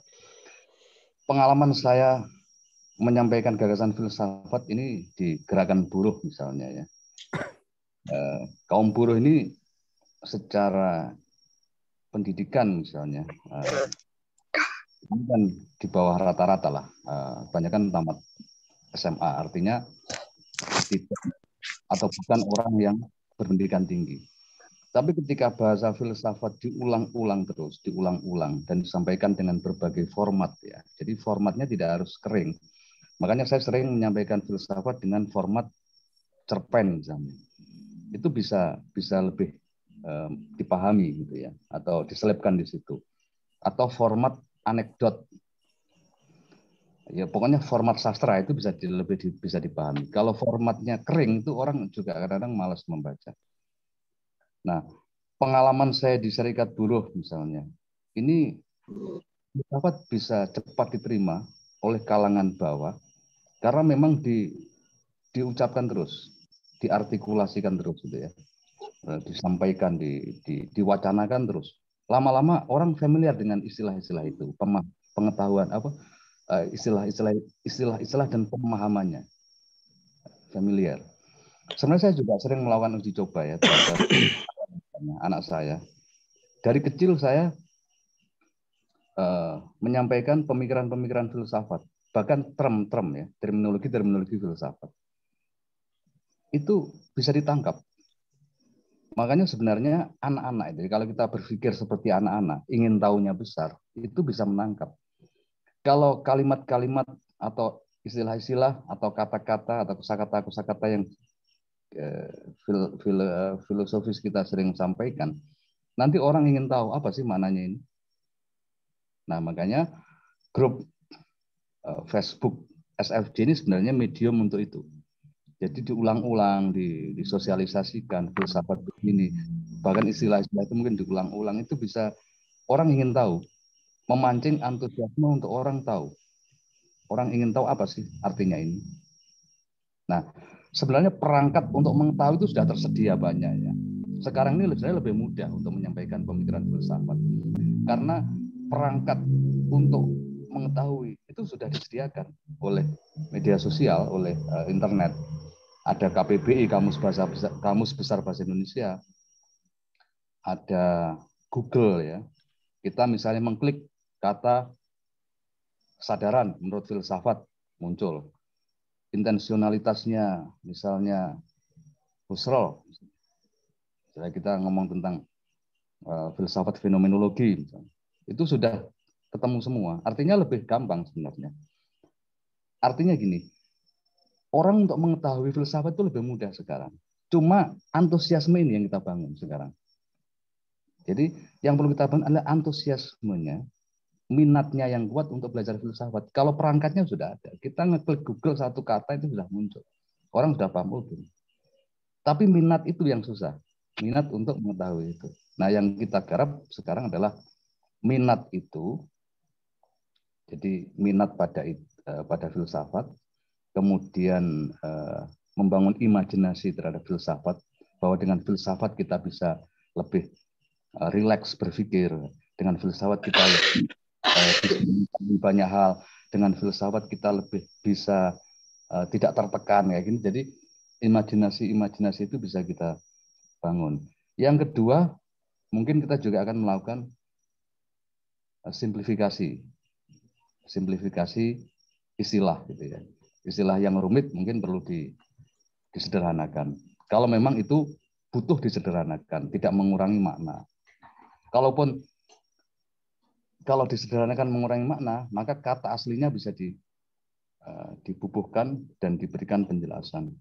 Yang ketiga, membangun literasi yang berkualitas. Tentunya grup SFJ ini sebagai media untuk membangun literasi berkualitas. Walaupun misalnya formatnya guyonan atau ngalor ngidul lah gitu.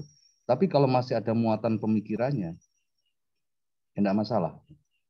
Daripada memperbincangkan hal-hal yang mengerdilkan pikiran. Jadi arahnya nanti ke sana. Saya pikir ini saya membuat satu kesimpulan sementara apa yang kita lakukan seperti itu. Oke, terima kasih.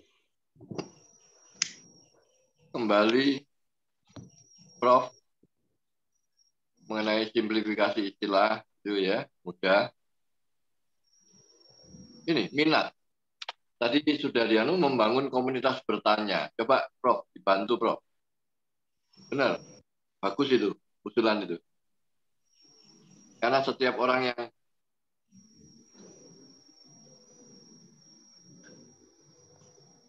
berani bertanya, ini kan juga ingin tahu ya, membangun keingintahuan ya. Komunitas bertanya.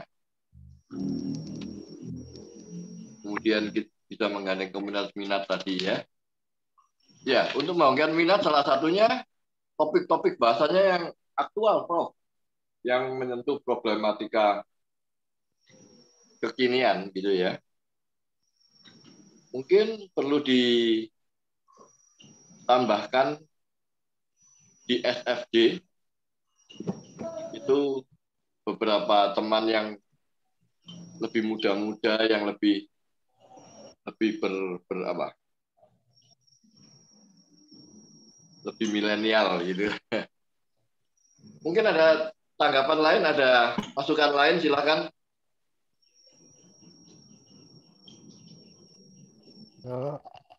Sebetulnya sih malam ini juga ada yang saya tunggu itu, kalau tidak salah di SFJ itu Ibu Narna Mutmainah kalau nggak salah ya, itu saya baca profil dari UGM, tapi namanya tidak hadir malam ini. Saya membaca beberapa statusnya juga cukup menarik dan sangat kompeten juga sebetulnya. Kalau malam ini sebetulnya saya tidak hadir. Ya. beberapa teman berhalangan mungkin dengan masing-masing kesibukannya. Ya kita awali ini nanti. Yang hadir monggo. Ini sebagai awalan ya, pengawal.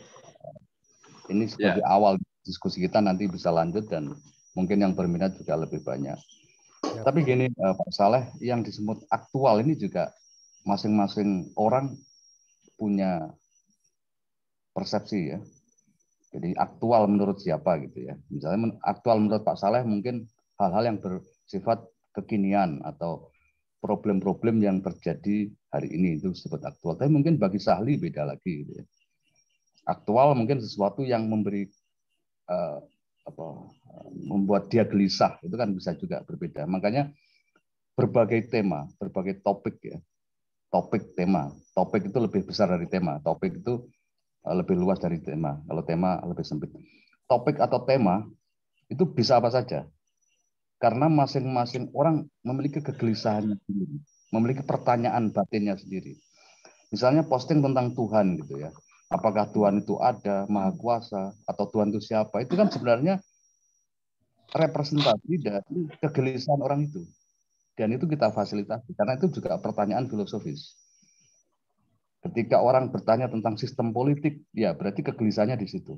Dan filsafat juga melakukan kajian terhadap politik. Tentang psikologi, ini juga ada filsafat psikologi. Jadi semua topik atau tema kita fasilitasi karena masing-masing orang memiliki kegelisahannya sendiri dan dia ingin mempertanyakannya. Atau tidaknya tidak mempertanyakan ya, ingin menyampaikannya. Karena kan tidak pertanyaan. Ada orang yang mengungkapkan persoalannya, dijawab itu kan juga ada. Hanya ingin curhat, tapi itulah kegelisahannya. Nah, itu kita fasilitasi.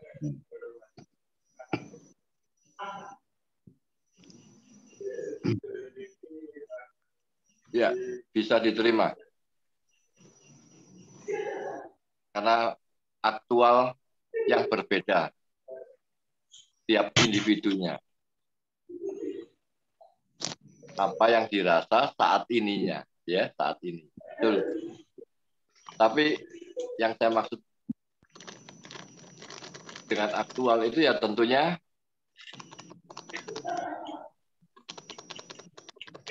yang lebih banyak dibahas gitu ya, yang lebih banyak pembahasannya itu mungkin bisa lebih dihadirkan oleh SFJ ya. Jadi beberapa pertanyaan saya begini, Prof. Apakah SFJ sudah memiliki administrasi untuk melakukan pendataan? Tema-tema apa yang sering dibahas, kemudian minat-minat apa yang aktual, jadi yang sering kali dimunculkan. Itu yang jadi pemikiran saya. Aktual adalah kita batasi di SFJ ya. Di SFJ itu yang aktual, di SFJ itu apa yang sering dibahas. Nah, itu mungkin admin SFJ yang bisa mengajak seluruh anggotanya untuk membahasnya. Contoh, pembahasan tentang ada satu anggota yang menyampaikan tentang Tuhan. Artinya Tuhan itu ada atau tidak. Kalau ada, bentuknya seperti apa, kekuasaan. Nah, admin SFJ lah yang membuat format yang lebih lengkap, yang menyatukan berbagai pertanyaan. Jadi yang satu tanya tentang kebesaran Tuhan atau keberadaan Tuhan, yang satunya lagi itu disatukan dalam satu pertanyaan sehingga kita berkumpul membahas di sana kelihatannya lebih gayeng gitu loh ya. Jadi bisa yang saya maksudkan aktual tentunya yang aktual di SFJ. Kita tidak perlu aktual yang di luar ya. Jadi kita yang sering ditanyakan di SFJ yang menjadi pokok-pokok tema, jadi ditopikkan. Jadi yang tema-tema yang sudah dinaikkan oleh mereka ditopikkan oleh admin SFG, itu maksud saya. Monggo, itu sumbangsi saya. Mungkin yang lainnya ada, silakan. Okto jawab. Ya, terima kasih Pak Saleh Ibrahim. Kebetulan kita malam ini dibatasi dengan waktu karena Zoom-nya sampai dengan 22:15 menit, sekitar 2 menit lagi. Jadi barangkali mungkin penutupnya daripada baik dari Bang Jis Anam, kemudian tadi dari Pak Miradi ataupun dari Mas Okto. Sekaligus penutup karena waktu kita 2 menit lagi. Waktu dan kesempatan saya persilakan. Mungkin dari Bang Yesus dulu kali. Oke. Jadi saya beri kata penutup. Jadi kalau bisa memang filsafat tidak melahirkan teori. Filsafat tidak memberi jawaban pasti, ya, tetapi mendorong untuk orang berpikir dan bertanya. Karena dalam filsafat tidak ada jawaban pasti, semuanya berubah, berkembang, dialektis. Jadi itu saya pikir lebih menarik filsafat. Kalau filsafat memberikan jawaban pasti, nanti terjadi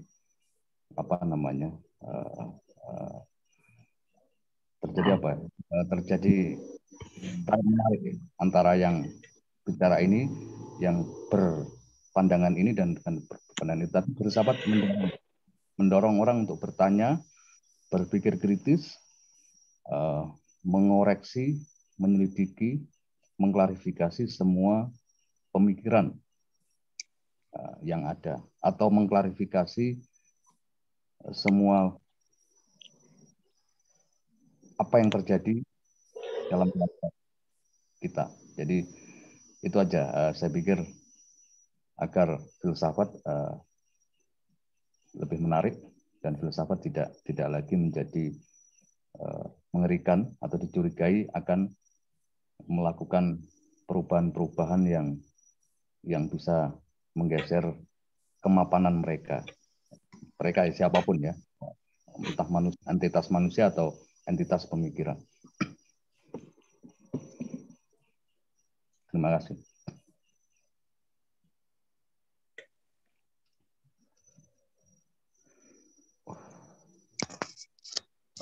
Ya mungkin setelah saya nanti Pak Mihadi.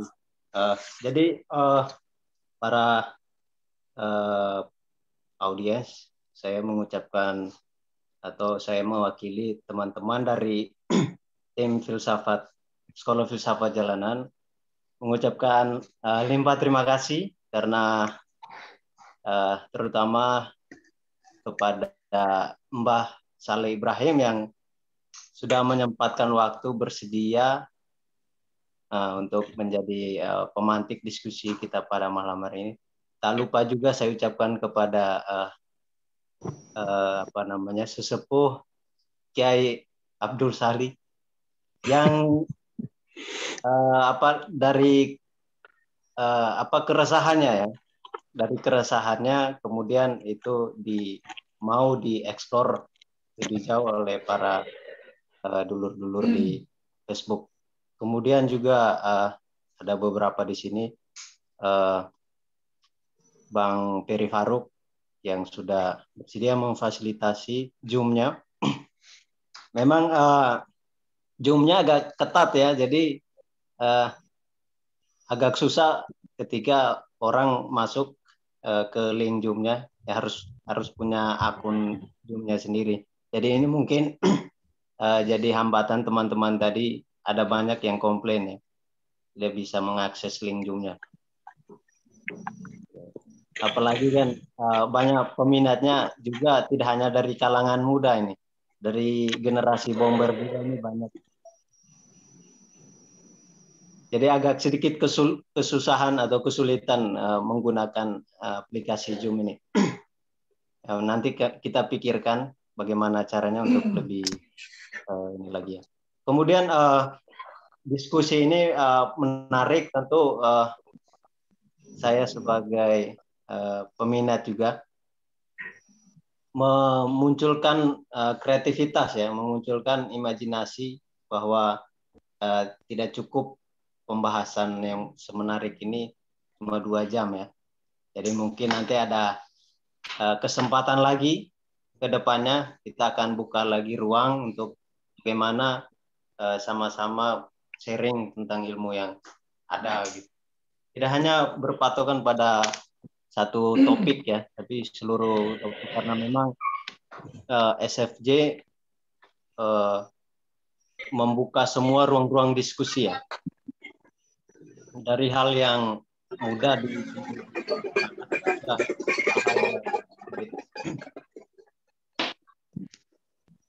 dan juga terima kasih kepada penanggap diskusi, ada Bapak Suhendra Saputra, juga ada Pak Mihardi, beliau merupakan mantan dekan Fakultas Hukum Universitas Pakuan yang sudah menyempatkan waktunya, dan juga teman-teman partisipan lain, ada Bang Panglima Kumbang, Ferdinandus, Thomas, Akbar, ya semuanya limpahan terima kasih. Sampai jumpa di diskusi kita selanjutnya.